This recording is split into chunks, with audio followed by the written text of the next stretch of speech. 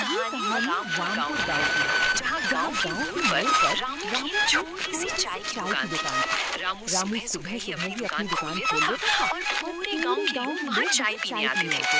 रामू अपनी पत्नी कमला के साथ खुशी खुशी रहता था। रामू भाई, आज मौसम बहुत खराब लग रहा है, एक गर्म चाय देना जल्दी से। ये लो रमेश भाई, कड़क अदरक वाली चाय। पर सच कहूँ तो इस बारिश ने मेरा काम बिगाड़ दिया है। इतनी तेज बारिश होगी तो लोग घर से बाहर कैसे निकलेंगे? बात तो तेरी सही है रामू, जब रास्ते में कीचड़ जम जाएगा तो दुकान तक कौन आएगा? दोपहर होती होती बारिश बहुत तेज हो गई, सड़कें सूनी हो गई। रामू शाम तक दुकान पर अकेला बैठा रहा, लेकिन कोई ग्राहक नहीं आया।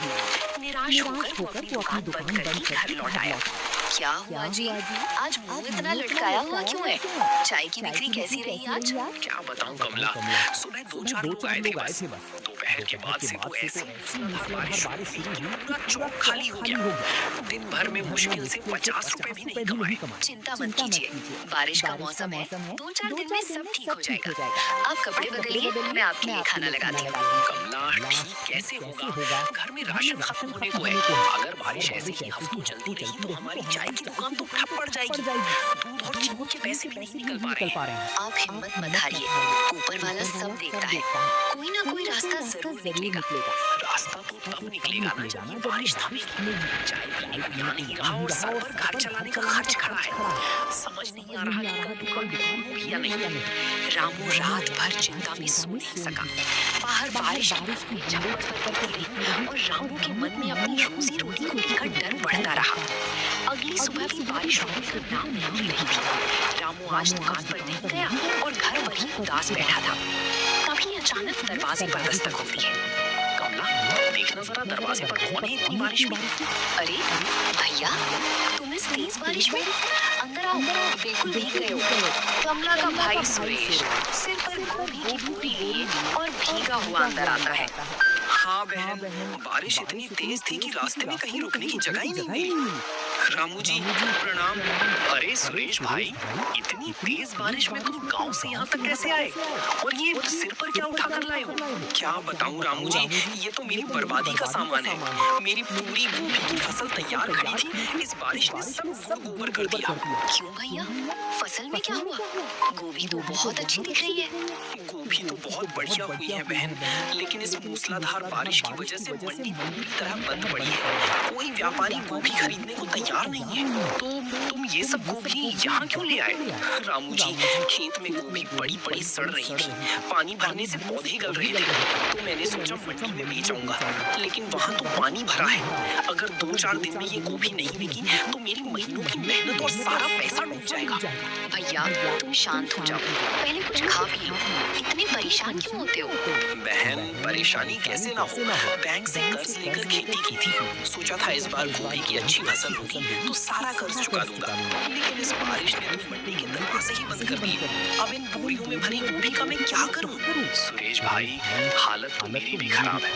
बारिश की वजह से मेरी चाय की दुकान पर एक ग्राहक नहीं आ रहा। हम दोनों ही इस बारिश की मार झेल रहे हैं। समझ नहीं आता रामू जी, अगर ये गोभी 2-3 दिन और घर में रखी रही तो ये गलकर खराब हो जाएगी, कोई इसे मुफ्त में भी नहीं लेगा।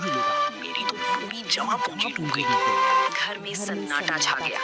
रामू अपनी घटती कमाई से परेशान था और सुरेश अपनी गोभी न बिकने से। रामू और सुरेश दोनों ही अपनी अपनी परेशानियों को लेकर उदास बैठे थे। ये देखकर कमला ने दोनों का मन बहलाने के लिए रसोई में जाकर कुछ खास बनाने का फैसला किया। जब बाहर इतनी ठंड और बारिश हो तो गर्मा गर्म पकौड़ों से बेहतर भला क्या हो सकता है? इससे भैया और रामू जी का मुंह भी थोड़ा ठीक हो जाएगा। कमला ने ताजी गोभी को मसालों और बेसन में लपेटकर कढ़ाई में छाना। कुछ ही देर में पूरे घर में ताजे गोभी के पकौड़ों की खुशबू फैल गई। लीजिए, आप दोनों जरा ये पकौड़े खाइए और अपनी अपनी चिंताएं थोड़ी देर के लिए भूल जाइए। वाह कमला, खुशबू तो बहुत जबरदस्त आ रही है। इतनी तेज बारिश में गरम पकौड़े मिल जाए तो क्या कहने। अरे वाह बहन, ये तो बहुत ही स्वादिष्ट बने हैं। बाहर से एकदम कुरकुरे और अंदर से इतने मसालेदार। सच में कमला, तेरी उंगलियों में तो जादू है। गोभी का स्वाद इतना बढ़िया आ रहा है कि पेट भरा हो तो भी इंसान 4 पकौड़े और खा ले। रामू जी, मेरी खेत की गोभी इतनी ताजी है कि इसका स्वाद ही अलग आ रहा है। काश ये मंडी में बिक पाती। भैया, जब सब लोग घर में बंद हैं और बारिश का लुत्फ उठा रहे हैं, तो ऐसे मौसम में सबको गरम गरम पकौड़े ही खाने का मन करता है। अरे रुक जाओ सब। कमला, तुमने अभी क्या कहा? यही कि बारिश के मौसम में सबको पकौड़े खाने का मन करता है। क्यों? क्या हुआ जी? अरे सुरेश भाई, रास्ता मिल गया। हमारी दोनों की समस्याओं का हल मिल गया। कैसा रास्ता रामू जी? मुझे तो कुछ समझ नहीं आ रहा। सुरेश भाई, तू परेशान है कि तेरी गोभी नहीं बिक रही और मैं परेशान हूँ कि मेरी चाय की दुकान पर कोई नहीं आ रहा। अगर हम तेरी गोभी के पकौड़े बनाकर मेरी दुकान पर चाय के साथ बेचें तो कैसा रहेगा? गोभी के पकौड़े और चाय बारिश के मौसम में? हाँ भाई, लोग बारिश में चाय नाश्ता ही तो ढूंढते हैं, सिर्फ चाय पीने कोई नहीं आता। लेकिन अगर साथ में गरम गरम गोभी के पकौड़े मिलेंगे तो लोग दौड़ ही चले आएंगे। जी, ये विचार तो बहुत ही कमाल का है। भैया की गोभी भी काम आ जाएगी और आपकी दुकान भी चलने लगेगी। बात तो आपकी 16 आने सच है रामू जी। वो भी मंडी में बेचने से बेहतर है कि हम इसका सही इस्तेमाल करें। पर क्या लोग इतनी बारिश में दुकान पर आएंगे? तुम देखना सुरेश भाई, इस स्वाद के आगे कोई नहीं रुक पाएगा। जिसके बाद रामू, कमला और सुरेश तीनों मिलकर अगले दिन की तैयारी में जुट गए। सुरेश भाई, जल्दी से वो गोभी की गोलियां अंदर ले आओ।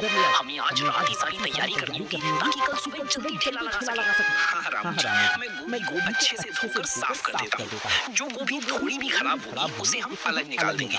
केवल ताजी गोभी ही इस्तेमाल करेंगे। जी, मैं बेसन, चावल का आटा और सारे मसाले निकाल देती हूँ।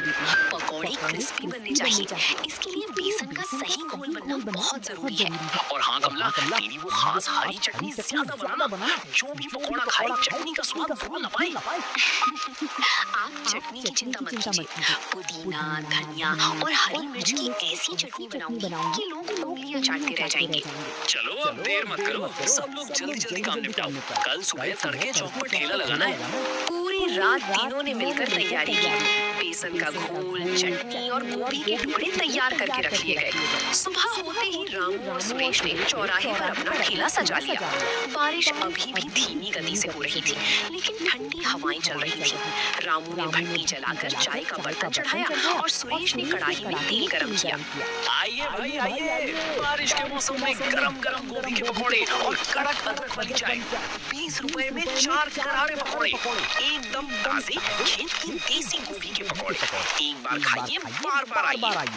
गांव का मुखिया हरनाम सिंह छाता लगाकर वहां से गुजरता है और खुशबू सुनकर रुक जाते हैं।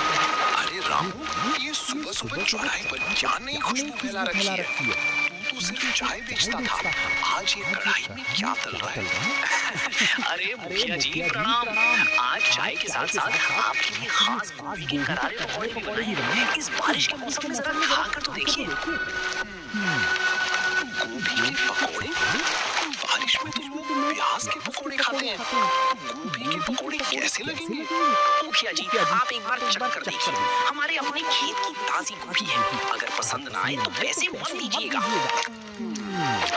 वाह भाई वाह, ये तो बाहर से बहुत कुरकुरा है और अंदर से गोभी एकदम नरम और ये चटनी तो लाजवाब है। कहा था ना मुखिया जी, हमारी कमला के हाथ की चटनी और सुरेश के खेत की गोभी का जोड़ ही अलग है। रामू, 2 प्लेट और पैक कर दे घर के लिए। ऐसी गोभी के पकौड़े मैंने आज तक नहीं खाए। जिसके बाद देखते ही देखते ठेले के आसपास लोगों की अच्छी खासी भीड़ जमा हो गई। रामू भाई, एक प्लेट मुझे भी देना जल्दी से। खुशबू तो बहुत ही बढ़िया आ रही है। ये लीजिए रमेश भाई, एकदम ताजे और करारे पकौड़े, साथ में गर्मा गर्म चाय का मजा लीजिए। अरे वाह रामू, इस बारिश में तो तूने कमाल कर दिया। चाय के साथ इन पकौड़ों ने तो दिन बना दिया। थोड़ा साफ लोगों का प्यार चाहिए रमेश भाई। बारिश में घर में बैठने से अच्छा है कि यहाँ आइए और गर्म पकौड़ों का आनंद लीजिए। दोपहर तक रामू और सुरेश की पहली बोरी गोभी खत्म हो चुकी थी। जो दुकान बारिश की वजह से ठप पड़ी थी, आज वहाँ लोगों का मेला लगा हुआ था। शाम होते होते रामू और सुरेश की सारी तैयारी खत्म हो चुकी थी। जितने पकौड़े उन्होंने बनाए थे सब बिक गए थे। दोनों खुशी खुशी सारा सामान कर घर लौटे। क्या हुआ जी? कैसा रहा आज का दिन? कुछ बिक्री हुई या सब बेकार गया? कमला, आज तो ऐसा चमत्कार हुआ कि हमने सपने में भी नहीं सोचा था। बहन, पूरी एक बोरी गोभी के पकौड़े बिक गई। एक भी पकौड़ा नहीं बचा। लोग मांग मांग कर खा रहे थे। हे भगवान, आपका बहुत बहुत धन्यवाद। मुझे तो डर लग रहा था कि पता नहीं लोग पसंद करेंगे या नहीं। ये देख कमला, आज हमने जितने पैसे कमाए हैं उतने तो सामान्य दिनों में 3 दिन में भी नहीं कमा पाता था।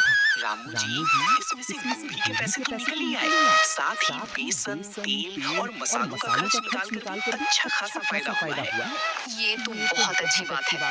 लेकिन भैया, तुम्हारे खेत में जो बाकी गोभी बची है उसका क्या होगा? बहन, अब चिंता की कोई बात नहीं है। मेरे खेत में जितनी भी गोभी है हम रोज उसके पकौड़े बनाकर बेचेंगे। मंडी में बेचने की अब जरूरत ही नहीं है। हाँ सुरेश भाई, लेकिन कल से हमें तैयारी दोगुनी करनी होगी। आज कई लोग बिना पकौड़े खाए लौट गए क्योंकि सामान खत्म हो गया था। और हाँ, हमें बारिश से बचने के लिए ठेले के ऊपर एक बड़ा तिरपाल बांधना पड़ेगा ताकि ग्राहक आराम से खड़े होकर खा सके। बिल्कुल सही कहा रामू जी। ग्राहकों को सुविधा मिलेगी तो वे और ज्यादा आएंगे। देखिए जी, कल तक जो बारिश हमारे लिए मुसीबत बनी हुई थी, आज वही बारिश हमारे लिए बरकत लेकर आई है। बात तो सच है कमला। अगर सुरेश गोभी लेकर ना आता और तुम पकौड़े ना बनाती तो आज भी हम हाथ पर हाथ धरे बैठे होते। उस रात रामू के घर में उदासी की जगह हंसी खुशी का माहौल था। अगले दिन सुबह से ही मूसलाधार बारिश शुरू हो गई। आसमान में काले बादल घिरे हुए थे और हवाएं तेज थी, लेकिन रामू और सुरेश के हौसले पस्त नहीं हुए। थोड़ा और खींचकर बांध सुरेश भाई, अगर हवा चली तो तिरपाल उड़ जाएगा। बारिश का पानी कड़ाही में नहीं गिरना चाहिए। हाँ रामू जी, बिल्कुल पक्का बांध दिया है। अब नीचे खड़े होकर लोग आराम से चाय पकौड़े खा सकते हैं। एक बूंद पानी भी नहीं गिरेगा। तभी गांव के कुछ किसान भीगते हुए तिरपाल के नीचे आकर खड़े हो जाते हैं। अरे वाह रामू भाई, तूने तो बहुत बढ़िया इंतजाम कर दिया। बाहर इतनी तेज बारिश हो रही है और तेरे तिरपाल के नीचे एकदम सूखा है। आइए रमेश भाई, अंदर आ जाइए। भीगिए मत, गरम गरम गोभी के पकौड़े छन रहे हैं। अरे सुरेश भाई, हम तो इसी खुशबू के पीछे पीछे चले आए। इतनी ठंडी हवा में अगर रामू की कड़क चाय और तेरे कड़क पकौड़े मिल जाए तो बारिश का मजा मजा हो जाता है। ये लीजिए रमेश भाई, एकदम गरम चाय। और सुरेश, जरा 4 बड़े-बड़े गोभी के पकौड़े कोने में लगा देना।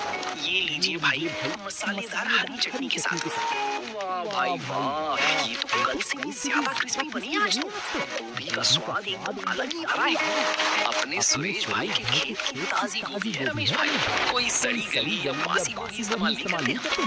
धीरे धीरे और भी लोग बारिश से बचने के लिए तिरपाल के नीचे आकर खड़े होने लगे। जो भी आता वो चाय और पकौड़ों का ऑर्डर जरूर देता। देखते ही देखते तिरपाल के नीचे अच्छी खासी भीड़ लग गई। राम जी, लोग बहुत आ रहे हैं। हमारी आधी गोभी तो 2 घंटे में ही खत्म हो गई। देखते जाओ सुरेश भाई, आज तो गांव के अलावा आसपास के खेत वाले भी यही जमा हो रहे हैं। तू बस पकौड़े तलता जा। तिरपाल के नीचे गर्म पकौड़ों की खुशबू और लोगों की हंसी ठहाके गूंज रहे थे। 2-3 दिनों के भीतर ही रामू की गोभी के पकौड़ों की चर्चा सिर्फ रामपुर गांव तक ही सीमित नहीं रही। पास के गांव नवाबगंज तक भी रामू के स्वादिष्ट पकौड़ों की खबर पहुंच गई थी। भाई साहब, क्या यही रामू चाय वाले का ठेला है जहाँ गोभी के खास पकौड़े मिलते हैं? जी हाँ भाई साहब, बिल्कुल सही जगह है। मैं ही रामू। बोलिए, कितनी प्लेट पकौड़े लगाऊं? हम नवाबगंज से आए हैं। हमारे गांव में हरनाम सिंह जी आए थे। वही बता रहे थे कि रामपुर चौराहे पर बहुत ही स्वादिष्ट गोभी के पकौड़े मिलते हैं।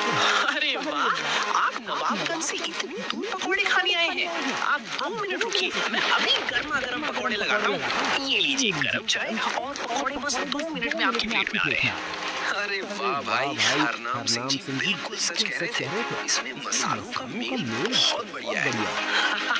ये सब हमारी बहन कमला के हाथ के मसाले का कमाल है भाई साहब। भाई, हमारे लिए 4 प्लेट और पैक कर दो। हम घर वालों के लिए भी ले जाएंगे।